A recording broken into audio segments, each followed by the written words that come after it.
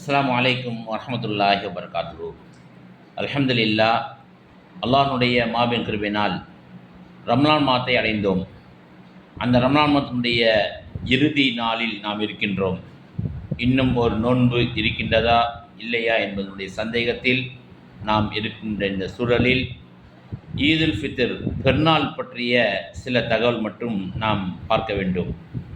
அல்லாஹ் ரப்புல் ஆலமீன் திருமறை குர்ஆனில் 2வது அத்தியாயம் 185 வசனத்தில் குறிப்பிடுகின்றான், ஒலி துக்மிலுல் இத்தத்த ஒலி துகப்பிருல்லாஹ் அலா மா ஹதாக்கும் வலஅல்லக்கும் தஷ்குரூன். நீங்கள் நோன்பை பூர்த்தி செய்ய வேண்டும் என்பதற்காக வேண்டி அல்லாஹ் இந்த ரம்லாமத்தை நமக்கு கொடுத்திருக்கின்றான்.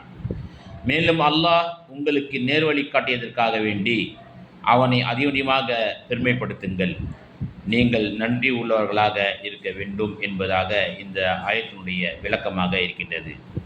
இந்த வசனத்திற்கு நமக்கு எப்படியான விளக்கம் என்று சொன்னால், ரம்லான் மாதை முழுமையாக முடிக்கப்பட வேண்டும், அல்லாஹை அதிகமாக பெருமைப்படுத்த வேண்டும், ஈது நாளில் மகிழ்ச்சி உணர்வும் அவனுக்கு நன்றி செலுத்தக்கூடியவர்களாகவும் நாம் இருக்க வேண்டும் என்பதாக இந்த ரம்லானை நமக்கு தந்திருக்கின்றான்.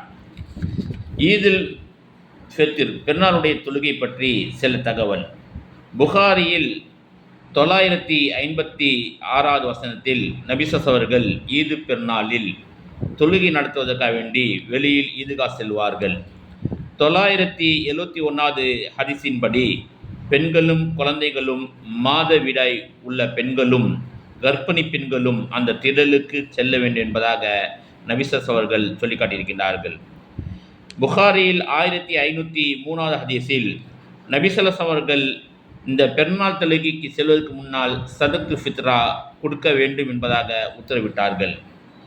ஈதுல் ஃபித்ருடைய முக்கியமான அம்சங்கள் என்னவென்று சொன்னால், அல்லாஹுக்கு நன்றி செலுத்துதல், தக்பீர் கூறுதல், சிறப்பு தக்பீர்களுடன் 2 ரக்காத்துக்கள் தொழ வேண்டும், ஏழைகளுக்கு அதற்குரிய மதிப்பு உணவு வழங்க வேண்டும், ஒருவரை ஒருவர் சந்தித்து வாழ்த்துக்களை தெரிவிக்க வேண்டும். தகப்பலல்லாஹு மின்னா மின்கும்.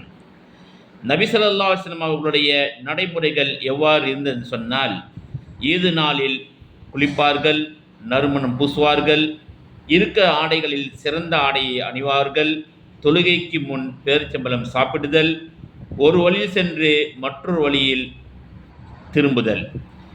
ஈதினுடைய உண்மையான நோக்கம் என்னவென்று சொன்னால், இது வெறும் விழா அல்ல, திருவிழாக்கள் அல்ல, இது ஒரு இபாதத்துடைய நாள், இது நன்றி செலுத்தக்கூடிய ஒரு நாள், ஒருவரை ஒருவர் பார்த்து பகிர்ந்து கொள்ளக்கூடிய ஒரு நாள், இது சகோதரத்துவத்தை உறுதிப்படுத்தக்கூடிய ஒரு நாளாக இருக்கிறது. இப்படிப்பட்ட இந்த நாளை அல்லாஹ் ரப்புல் ஆலமீன் நம் அனைவரையும் அடையக்கூடிய பாக்கியத்தை தந்தர் புரிவானாக. அஸ்ஸலாமு அலைக்கும் வரஹ்மத்துல்லாஹி வபரகாத்துஹு.